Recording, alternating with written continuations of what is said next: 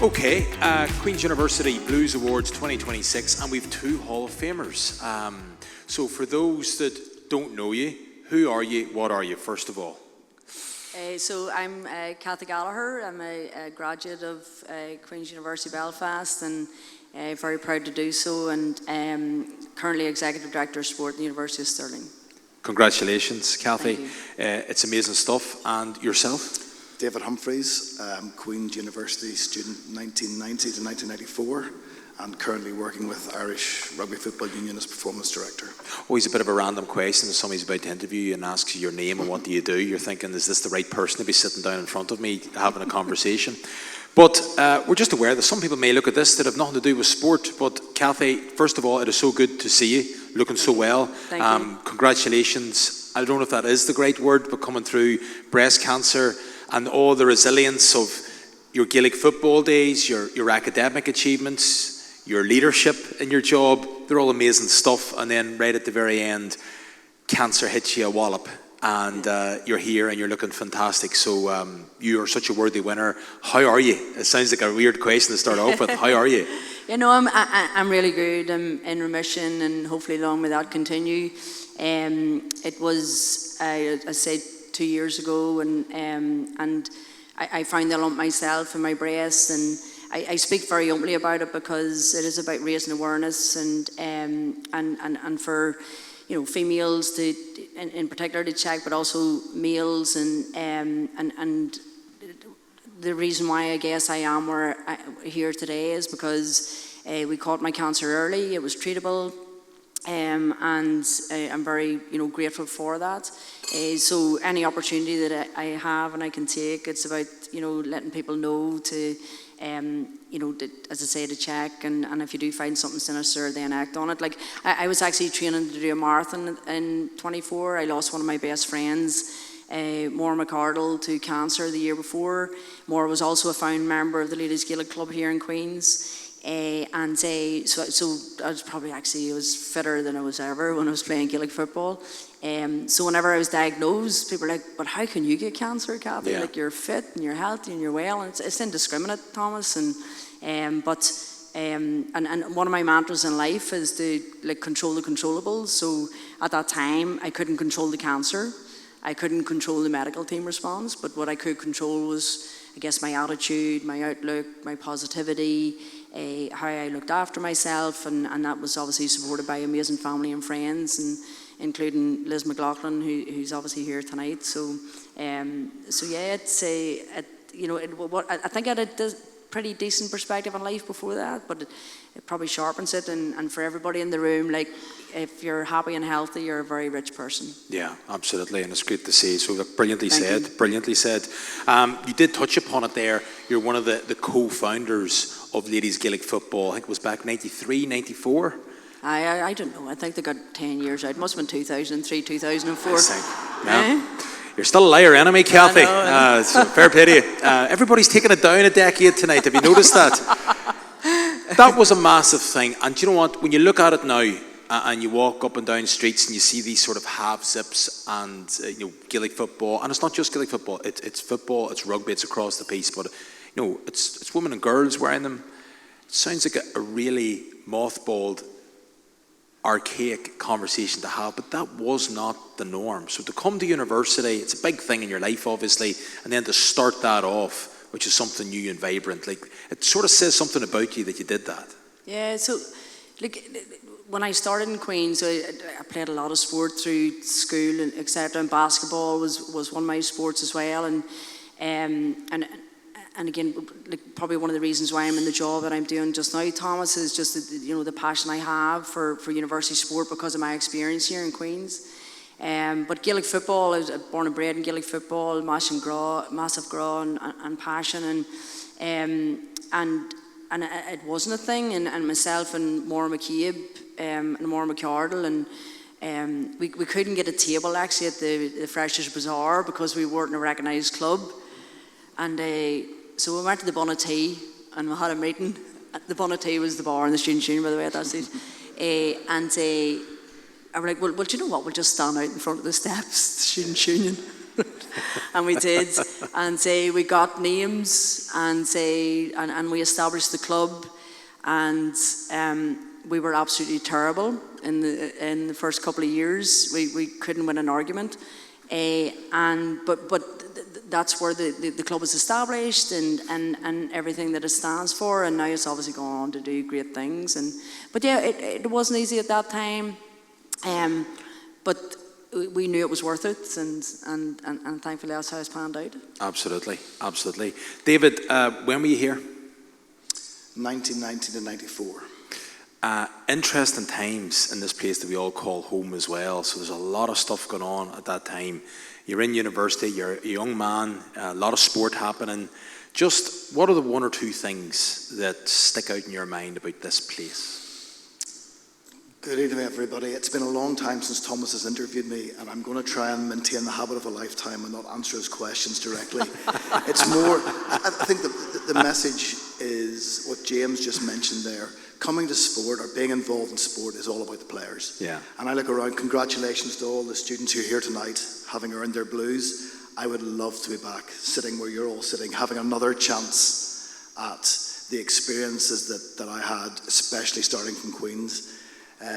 As you said, back in the early 90s, I think Fergal touched on it, Belfast was a very, very different place to what it is now. I had grown up in Brisbane, very sheltered, simple upbringing, and to come to Belfast, be part of a fantastic university in those days, but for me, the whole part of what the university life was around sport. I did a 4-year degree that was, I think, 6 to 8 hours a week, so we had plenty of time to play sport.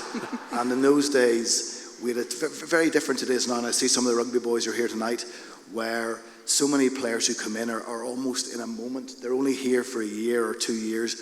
We had 4 years. And honestly, even looking back now, and you reminisce, and hindsight's a wonderful thing, but the 4 years that I had playing rugby, playing sport, were the best 4 years of my life. That was long before rugby went professional, so there was no ambition to play the game, so you enjoyed it for what it was. And I think sometimes all of us, particularly those of us in professional sport, get caught up on contracts and trying to get to a point where you're a professional rugby player, and sometimes forget why we first played the game. We play sport because we love it. We play sport because of the friends that we make and because of the experiences it gives you. So in a long-winded way, I think I've answered your question by saying they were the best 4 years of my life, and I would love to go back and do them again. Yeah, I mean, that is such a compliment. It feels like I'm fishing for compliments. I'm not. I just want you to be honest. But to say that, what you did with Ulster, what you did with Ireland, your professional life, the job you're doing right now, you have to say that this was the best bit, the most enjoyable in your words. It's just a phenomenally nice thing to say. I think it's more an experience, isn't it? You come in, there was no expectation, there was no pressure that there is in so many of the athletes here, not just the rugby players, in terms of how you progress your career.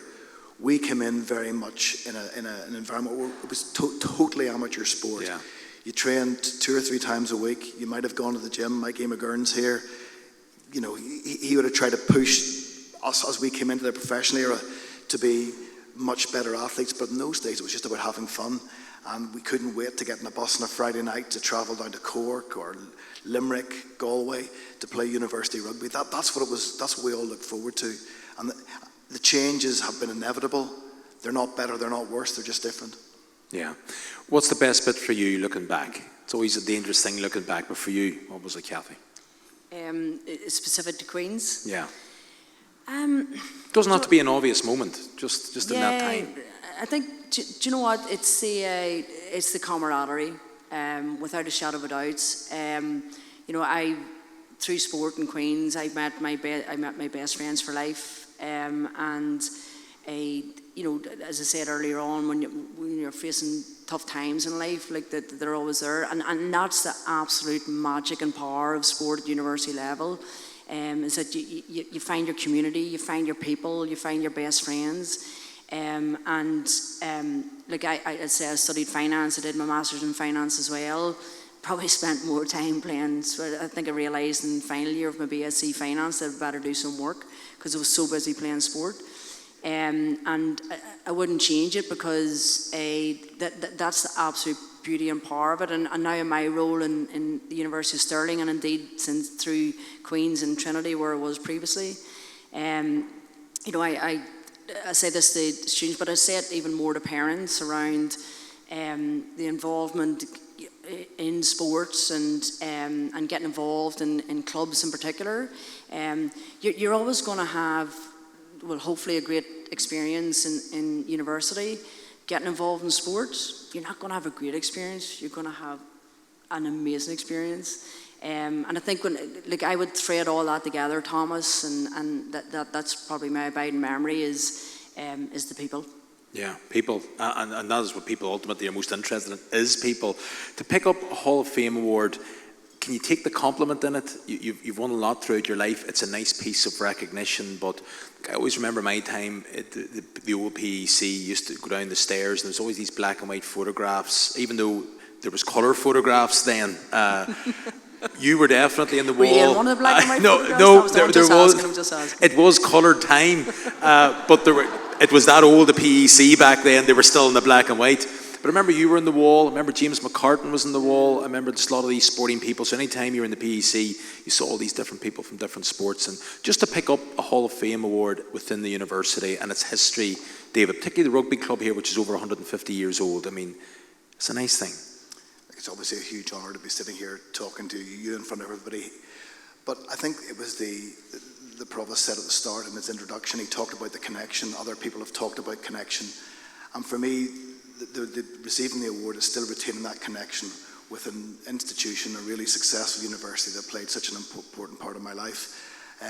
But then when you look at the list of some of the people that have come on it, who have achieved so many more things, I think it just shows the pedigree of people that have come through Queen's. And certainly from a rugby point of view, over many, many generations, it has been the engine that has produced players that has allowed Ulster and Ireland to go on and be successful. Yeah, Ulster and Ireland to go on to be successful. Ireland recently hit the European Cup there. We were talking to Charlie just a little bit earlier. From an Irish perspective, Rugby World Cup's kind of coming down the track at this stage, David. You have a job there that's fairly important in terms of nurturing that. What are you thinking? Since the Rugby World Cup was first introduced to rugby in 1987, Ireland have never got past the quarter-final. And that's almost the weight that sits on everybody's shoulders that comes in and plays for Ireland. My own view on the outside was, while the World Cup was important, it's much more important to be winning Grand Slams, be winning Nations Championship that's coming in now. But having been in the organisation and listened to so many people talk about where not necessarily a legacy, but what Ireland have to do to really show that the last 10 years where they have been very, very competitive, they've been ranked in the top 2 or 3 teams in the world, that to get to a World Cup final, to win a World Cup, that is what we have to do. And the group of players that we have, they've shown they're more than capable of doing that.